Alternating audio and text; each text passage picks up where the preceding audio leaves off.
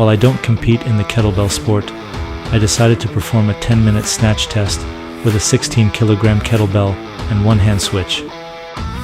This is a classic competition event that demands extreme levels of muscle endurance. In fact, I performed a 5-week snatch program leading up to the test, but before that, I ran the same program for 12 and 14 kilo kettlebells.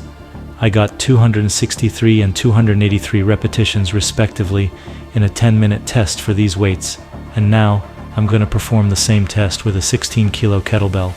Watch until the end of the video if you want to see the training program I've been following.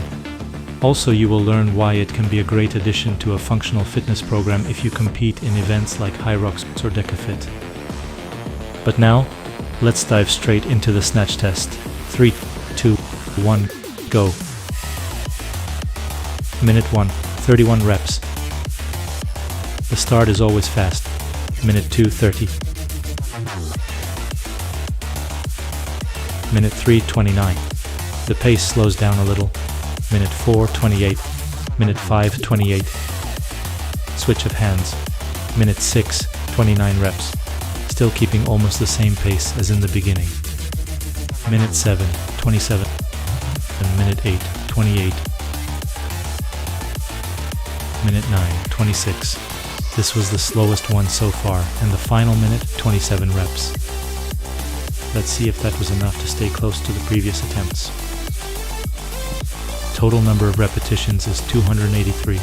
Now let's compare it with the previous results. As you can see, the results with the last two weights were identical. It means that roughly 14% more work was performed in the same time frame. That's a good result after just 5 weeks of training. What's the next step, you might ask? I think the answer is quite obvious. Let's create a training plan with an 18 kilogram kettlebell. This is a classic kettlebell sports snatch program that runs for 5 weeks. It is the same training plan I have already completed multiple times. The idea is that you can repeat it, gradually increasing the weight each time. With each increase, your overall level of strength endurance will continue to rise. That's how the principle of progressive overload works. As you can see, the last session in week 5 of the plan is the 10-minute test. Let's check back when the time comes to see how much I progress. But first, you might ask, why even do this kind of strength endurance program if you don't compete in the kettlebell sport?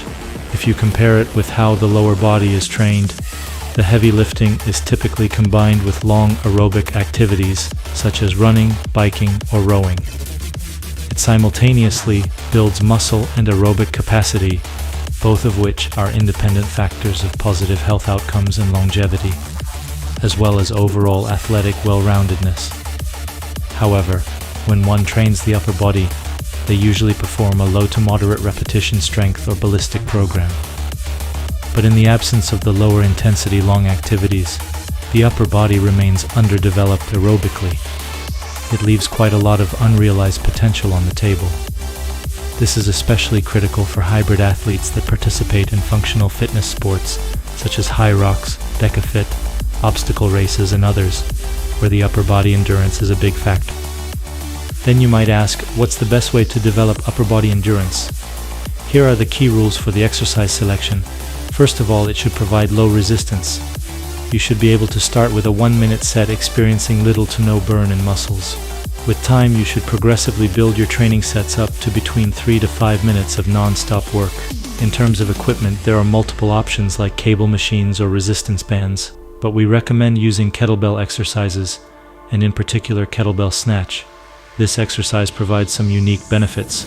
First of all, due to its ballistic nature, there are phases of muscle contraction and relaxation. It teaches the nervous system to produce just the right amount of effort to perform the required work.